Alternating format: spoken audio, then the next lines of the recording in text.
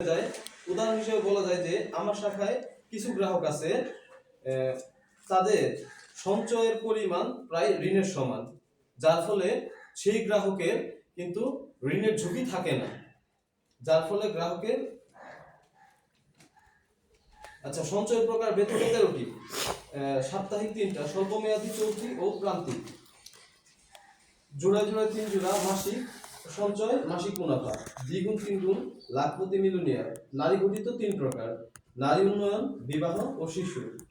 এবং কি আমাদের কৌশিক মহোদয়ের একটা ছন্দ আকারে বলা যায় যে অবহেলিত বা ছাগলের 3 নাম্বার বাচ্চা হিসেবে স্থায়ী আমানতকে বোঝায় আর কি। এটা আমরা বলতে পারি আর কি। ঝুঁকি কভারে তহবিল, রিস্ক এটা আবার গ্রাহকদের সঙ্গে না সবাই ছন্দ আকারে মনে রাখার জন্য। হ্যাঁ আমাদের আছে ঝুঁকি কভারেজ তহবিল, যে দারিদ্র জনগোষ্ঠীতে বা সুবিধা বঞ্চিত জনগোষ্ঠী